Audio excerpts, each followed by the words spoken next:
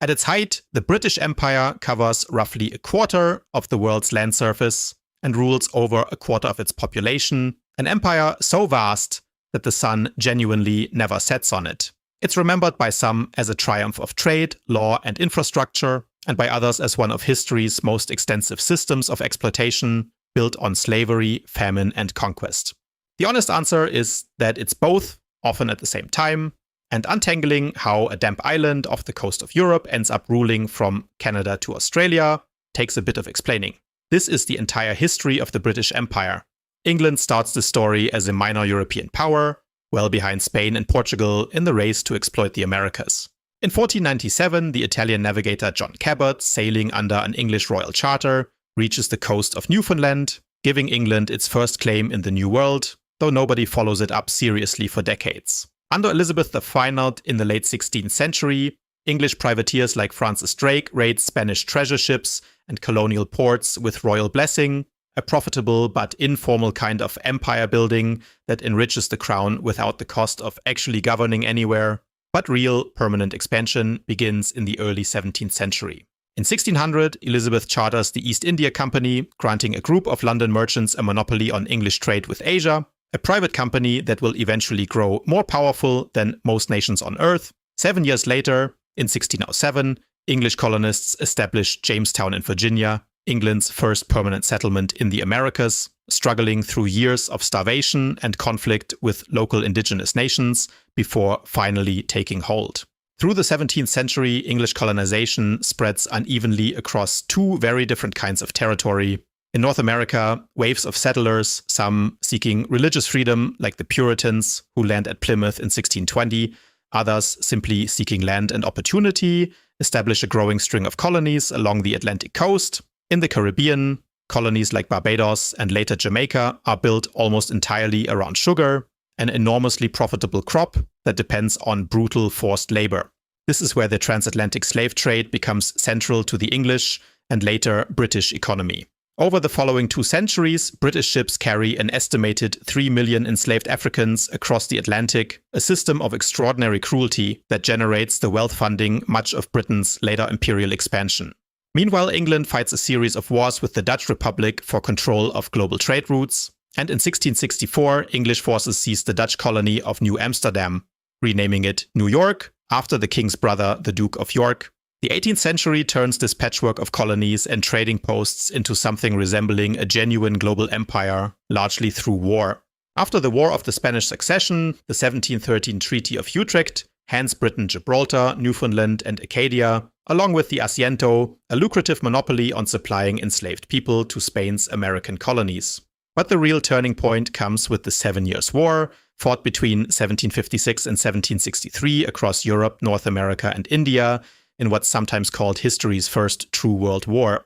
Britain comes out of it dominant, seizing all of French Canada and crucially establishing itself as the leading European power in India after the East India Company's forces, led by Robert Clive, defeat the Nawab of Bengal at the Battle of Plassey in 1757. This victory hands the company effective control over one of the richest provinces in India, and with it, tax revenues on a scale that transforms a trading company into something closer to a private empire. Just as Britain reaches this peak, it suffers its most humiliating loss. Frustrated by taxation without representation and years of tightening royal control, 13 of Britain's American colonies rebel, and after a long war with crucial support from France, they win their independence in 1783 as the United States. It's a genuine catastrophe for British prestige, proof that the empire isn't invincible, and it forces a serious rethink of how Britain manages the territory it has left. In many ways, though, Britain barely slows down. Fighting France again during the era of the Napoleonic Wars, Britain picks up a fresh set of colonies along the way, including the Cape Colony in southern Africa, the island of Malta, and Ceylon, modern-day Sri Lanka, while its powerful Royal Navy secures control of the world's key trade routes and choke points almost unchallenged. Slavery, the economic engine behind so much of this early expansion, starts to unravel from within Britain itself. A determined abolitionist movement, driven by figures like William Wilberforce, wins the abolition of the slave trade across the British Empire in 1807, and full abolition of slavery itself in most of the empire by 1833, though it's worth noting the British government compensates slave owners, not the enslaved, for their supposed financial losses. A dead British taxpayers only finish paying off in 2015. Slavery ends, but the empire's expansion certainly doesn't. The 19th century is the empire's genuine zenith, an era later generations call the Victorian Age, and historians often describe as Pax Britannica, a period where British naval and industrial dominance keeps the world's major trade lanes relatively stable, largely because it's enormously profitable for Britain to keep them that way. The Industrial Revolution, born in British factories and coalfields, creates an insatiable demand for raw materials and new markets, and empire supplies both. In China, when the Qing government tries to shut down the deeply profitable and deeply destructive British opium trade, Britain fights and wins 2 opium wars in 1839 and 1856, forcing China to open its ports and ceding the island of Hong Kong to British control. A stark example of empire enforced through addiction and gunboats rather than settlement. In India, growing resentment against East India Company rule, fueled by cultural insensitivity, heavy taxation, and the annexation of Indian states, erupts into a massive uprising in 1857, remembered by the British as the Indian Mutiny and by many Indians as the First War of Independence. The rebellion is eventually crushed with considerable brutality, but it convinces the British government the East India Company can no longer be trusted to govern responsibly.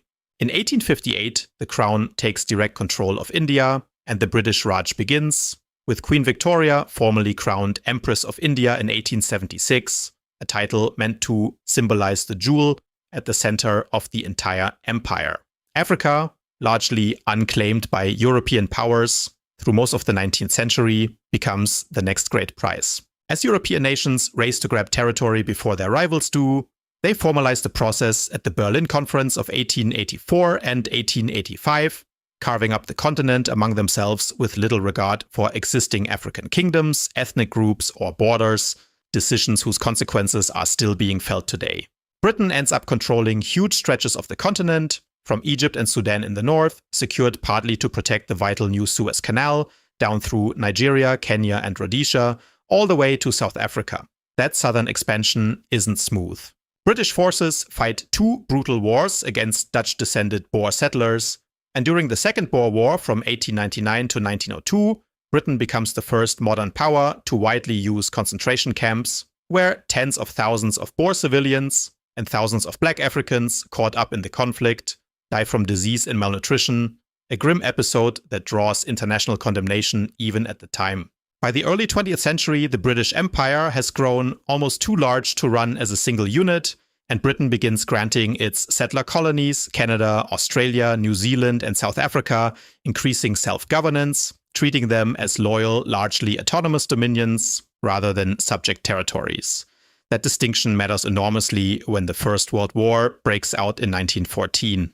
Troops from across the empire, Indian soldiers, Australian and New Zealand forces at Gallipoli, Canadian divisions on the Western Front, and African soldiers and laborers on multiple fronts fight and die in enormous numbers for a war fought mostly over European rivalries. Their sacrifice and Britain's growing reliance on it quietly shifts the balance of power within the empire itself, as colonies that bled for Britain start expecting more of a say in their own affairs afterward. Ironically, the British Empire actually reaches its largest territorial size not during the confident Victorian era, but right after World War I, when the defeated Ottoman and German empires are broken up and Britain gains League of Nations mandates over territories including Iraq, Palestine, and parts of East Africa. But this peak is deceptive. The war has drained Britain financially and shaken its confidence, and cracks are showing everywhere.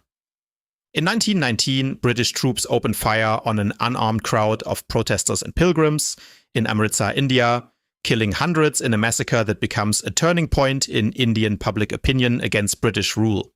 Ireland, part of the United Kingdom itself rather than a distant colony, fights its own war of independence from 1919 to 1921, resulting in the partition of Ireland and the creation of the largely independent Irish Free State. And in 1931, the Statute of Westminster formally recognizes Canada, Australia, New Zealand, South Africa, and the Irish Free State as fully sovereign nations equal in status to Britain itself, joined together only by a shared crown, a major legal step away from empire and towards something more like a voluntary partnership.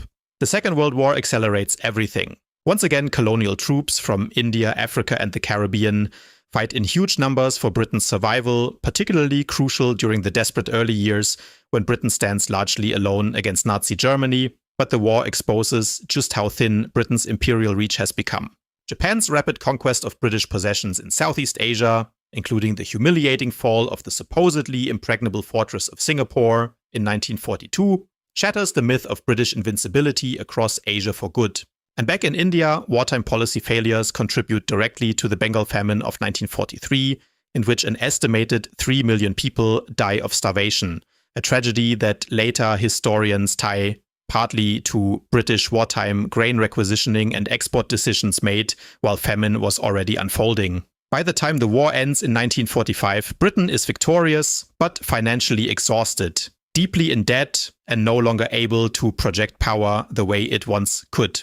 The United States and the Soviet Union are now the dominant global powers, and holding onto a sprawling empire looks increasingly expensive, unpopular, and difficult to justify. Decolonization, already brewing for decades, arrives fast. In 1947, Britain grants independence to India, but rushes the process so quickly and along such contested religious lines that the resulting partition into India and Pakistan triggers one of the largest and bloodiest mass migrations in human history, with an estimated 1 to 2 million people dying in the accompanying violence. It's a brutal illustration of how carelessly drawn colonial borders and hurried withdrawals can leave lasting scars long after the empire itself moves on. From there, decolonization spreads rapidly across the rest of the empire. Ghana becomes the first sub-Saharan African colony to win independence in 1957 under the leadership of Kwame Nkrumah, and within a decade, most of Britain's African and Asian colonies follow suit, sometimes peacefully, sometimes not.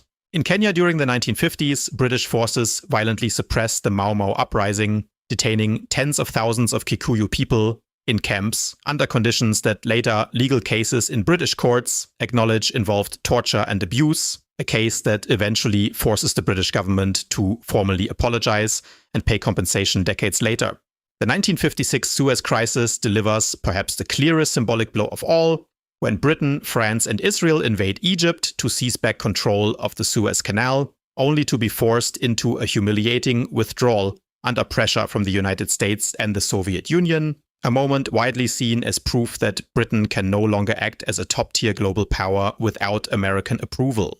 Through the 1960s and 1970s, one colony after another gains independence, from Nigeria and Malaysia to the Caribbean nations of Jamaica and Trinidad and Tobago, until the empire that once spanned a quarter of the globe shrinks to a scattering of small overseas territories. The most symbolically significant handover comes in 1997, when Britain returns Hong Kong to Chinese control after 99 years of lease on the new territories, closing out what's generally considered the last major chapter of British imperial withdrawal.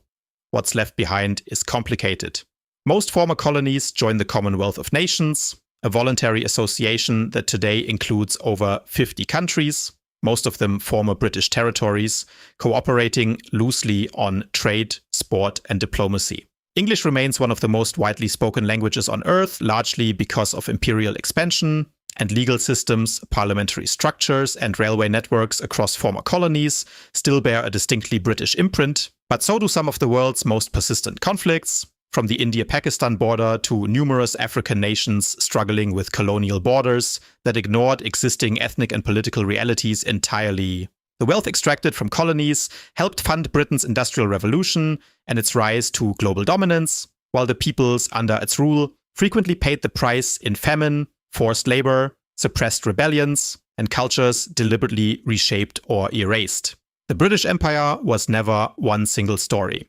It was a trading company that became a government, a system that abolished the slave trade it had helped build, a network of colonies that supplied soldiers to save Britain twice, and then broke away from it anyway, and an idea that reshaped the political map of practically every continent on Earth, for better and for worse, often within the very same decade.